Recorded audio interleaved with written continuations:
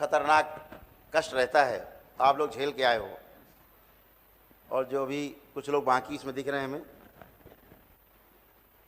जिनको नहीं मिला है प्रसाद, उनको भी प्रसाद आज मिलेगा। जब कहा जाता है कि बहुत से लोग यहाँ बैठे हैं जो आंख बंद करेंगे और सर्प देखना चाहेंगे तो सर्प उन्हें दिखाई देगा, लेकिन जब दरबार की उस शक्ति का प्रयोग होगा तो आप लाख कोशिश कर लेना, शक्ति प्रयोग के बाद, पुण्य मिलने के बाद आप पूरी कोशिश कर लेना कि कोई सांप आप देख भी सकें, आप आँखों में अपने आँख बंद करके आप कोई सर्प नहीं देख पाएंगे। जब कोई सर्प ना देख पाएँ तो समझ लेना कि सर्प दोष समाप्त हो गया है। तो दरबार क्या करता है कि सभी को 3-3 रुद्राभिषेक के पुण्य का अंश देता है, जिससे आपके सर्पदोष और श्राप सब नष्ट होते हैं। और एक विष्णु सहस्त्र नाम के जप का पुण्य देता है। उससे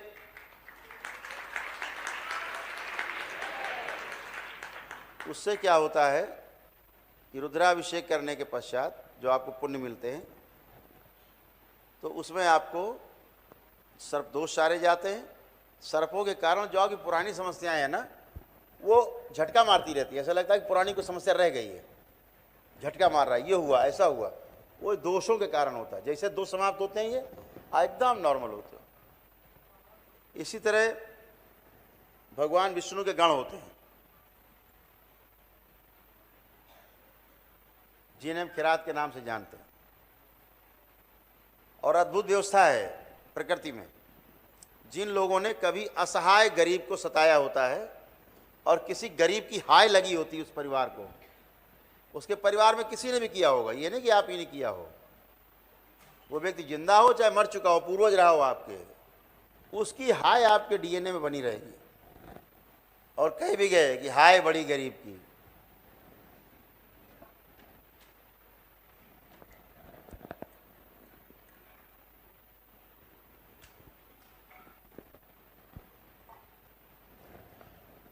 हाय जिंदा नहीं रहने देती, आदमी को मरने भी नहीं देती, दोनों काम करती।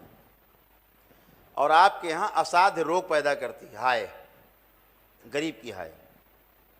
और असाध्य रोग की जानकारी आपको तब होगी जब असाध्य रोग बन चुका होगा, यानी उसका इलाज नहीं होगा प्रकृति में, सृष्टि में। तो समझ लीजिए कि आपके यहाँ हाय है गरीब की। और ये भी अद्भुत है प्रकृति का नियम, जिसको हाय लगी होगी उसमें भगवान विष्णु के ही गण आते हैं उसके भोग काटने के लिए। हाय, हाय का जो भोग है वो काटने के लिए भगवान विष्णु के गण जो है ना, पहाड़ों से हैं, जैसे पहाड़। और जब तक वो रहते हैं तब तक आपका कुछ अच्छा होने वाला तो नहीं है। और भोलेनाथ का जो तंत्र है, शिव का जो तंत्र है, वो विष्णु के गणों पे नहीं चलता। या ये कह लीजिए आन है कि शिव का तंत्र विष्णु के गणों पे नहीं चलाया जाता। इसलिए आप उनको किसी विधि से हटा नहीं सकते, मार नहीं सकते, प्रताड़ित नहीं कर सकते, आप उनका कुछ नहीं बिगाड़ सकते, पहली बात। दूसरी बात, वो आपको दिखते ही नहीं हैं। ये तंत्र मंत्र टोना टोटका जादू टोना करने वाले लोग, इनको पितर नहीं दिखाई देते, भगवान विष्णु के गण कहाँ से दिखाई देंगे।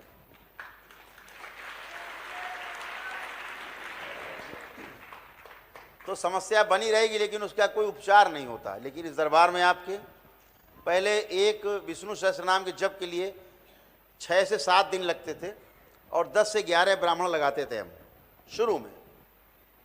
तो उनको प्रसन्न करके ही वापस भेजा जा सकता है आपके डीएनए से निकाल के। तो कम से कम 6-7 दिन चलता था और 10 से 11 ब्राह्मण जप करते थे प्रतिदिन, सुबह से लेकर शाम तक। तो एक आदमी का हो पाता था। दरबार ने धीरे धीरे शक्ति खोलते हुए और कम किया और कम किया और कम किया, इतना कम कर दिया कि अब एक आप किट लेते हैं, भगवान विष्णु जी की एक चित्र रखते हैं, हवन शुरू करते हैं, वो जैसे आप करते सिद्ध हवन कराए हैं, और एक पुस्तिका मिलती है आपको, उसमें भगवान विष्णु के नाम लिखे होते हैं। जो पढ़ा लिखा बच्चा घर में हो, कोई डीएनए में जो आपकी हो या आप स्वयं, उनको पढ़ते जाएं केवल, और आपका जप हो गया और आपको पुण्य मिल जाता है। इतना सरल कर दिया दरबार, तो कोई भी कर सकता है इसको।